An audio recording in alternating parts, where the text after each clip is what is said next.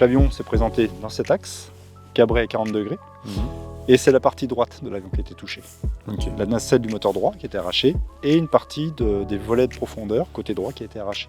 Donc ça, c'est cette partie-là qu'on retrouve, que tu as retrouvé ici et que tu as mis dans la chapelle. C'est ça. Et la partie arrière, ici, c'est le morceau qui est là. D'accord. Que j'ai retrouvé au-dessus.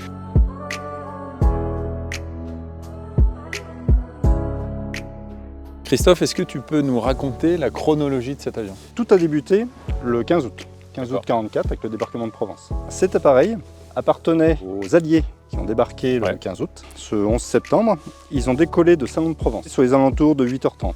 Ils embarquent du matériel, du personnel, donc 12 passagers à bord, plus les valises des passagers. Ils ont remonté une partie de la vallée du Rhône et à hauteur de Vienne, ils ont bifurqué pour venir en direction de Loyette. Il faut se mettre un peu en contexte, il fallait remonter très rapidement, les Allemands remontaient très rapidement en direction du nord, etc. Quand ils sont arrivés sur Vienne, ils ont commencé à avoir des problèmes sur le moteur droit. Alors, il faut savoir que ce type d'avion peut voler sur un seul moteur, là-dessus il n'y a aucun problème. Et quand ils sont arrivés dans notre secteur, ils se sont trouvés dans cette nappe de nuages. Et malheureusement, avec cette problématique de moteur, ils n'ont pas pensé à recaler l'altimètre. Parce que l'altimètre était réglé sur Salon-de-Provence, qui est à 54 mètres par rapport au niveau de la mer. Malheureusement, le Yet est à 197 mètres par rapport au niveau de la mer. Ce qui veut dire que dans le brouillard, sans visibilité, ils ont cherché cette chapelle. Cette chapelle était un point de repère pour pouvoir prendre un dernier virage et atterrir en toute sécurité sur la base de l'Oyet. Le souci, c'est que cet altimètre non recalé, en fait, ils se sont retrouvés 149 mètres plus bas que prévu. Et ils se sont retrouvés en face d'une falaise de 30 mètres. Donc là, c'est ce que tu nous emmènes voir, c'est ça? Tout à fait. Je vais essayer d'être le plus précis possible. On va voir le passage de l'avion et son angle d'attaque. Parce que quand les pilotes se sont aperçus qu'ils étaient trop bas, ils ont tiré sur les manches, ils ont mis l'avion à 40 degrés pour pouvoir essayer de passer. En fait, aujourd'hui, on est exactement dans les mêmes conditions. Même volume de brouillard, une visibilité à peine 20-30 mètres.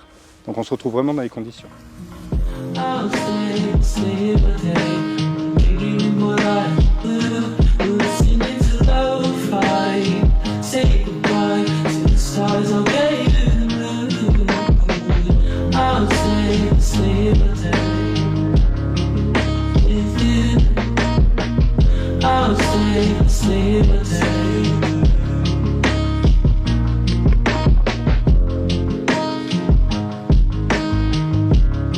Philippe, là du coup on se retrouve juste à côté du point d'impact, parce que Christophe vient de nous l'expliquer. Donc toi ton rôle c'était d'aller au plus proche possible de ce point d'impact, c'est ça? Oui, tout à fait. En fait avec le GPS, ça nous permet d'avoir une connexion précise au niveau du système de coordonnées de référence. Et le fait de pouvoir approcher la paroi au plus proche, ça permet d'affiner un petit peu les éléments qu'on peut avoir autres en carto ou lidar ou drone. Voilà. Bon, il faut avoir quand même une sacrée condition physique pour pouvoir monter comme ça, là, juste à côté du point d'impact. Ça fait partie aussi des bons côtés de la profession. On a de la partie bureau, du partie terrain, où on peut trouver des endroits qui sortent un peu de l'ordinaire et c'est toujours sympa. Là, on va avoir une démarche, on va pouvoir amener un peu notre savoir-faire, notre technologie aussi, pour un vrai projet en fait. On a des personnes, comme vous avez pu le voir tout à l'heure, au niveau de l'association, Christophe qui est vraiment sur une passion de plus d'une dizaine d'années, une quinzaine d'années. Et là au moins ça donne un sens aussi à notre profession, à notre métier, de pouvoir amener notre technologie sur ce mémoire un peu historique. Ça fait pleinement partie des missions du géomètre aussi. Tout à fait,